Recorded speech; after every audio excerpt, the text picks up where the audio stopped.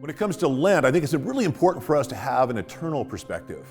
I was speaking with my friend Shannon about the recent Focus conference, and I said, "How was it for you?" And she said, "You know, Curtis, it's the best of times, and it also brings me to tears on a daily basis because I see people there who I love, who I would get on an airplane to go spend time with, and they're right there, and I have no time to spend with them. And I'm reminded of the reality that when we follow Christ, we're sometimes asked to do things we don't want to do.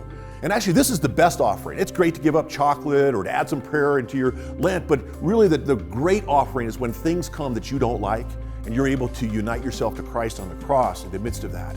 But all of our offerings can be given, and Lent's the perfect time to get into this habit over several weeks. And as I thought about the eternal perspective, I'm reminded of the story of St. Ignatius of Loyola and St. Francis Xavier. They were best friends. Maybe you've had this experience where you're thinking, God's calling me with some of my best friends to be able to serve Him and be with Him. And then all of a sudden, what happened to them happens to you. All of a sudden, St. Francis realized that he was being called to Asia and that he would never see St. Ignatius again. They were best friends. All of their earthly hopes of working together side by side shattered because of the call to Asia. And in those days, when you got on a ship to go to Asia, you probably weren't coming home, and Francis didn't. Well, he kind of did. So he ended up just a few years later dying and going to heaven. And he's been back shoulder to shoulder with Ignatius ever since.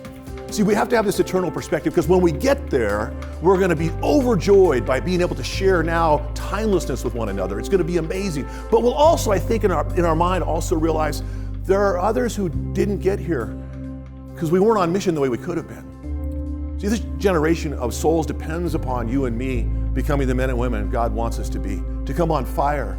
And our sacrifices are uniting ourselves to Christ through the various aspects of Lent, of maybe attending Mass more frequently, skipping an extra meal, whatever it might be, those little things, and accepting those inconveniences, even radical hardships that come your way, and then uniting yourself to Christ to realize just by making myself aware, Jesus, of you on the cross, of your love for me, of your willingness to suffer for my sins and for my salvation. I just want to be near you like the Blessed Virgin Mary was at the foot of the cross. She couldn't do anything, but she could be with Him.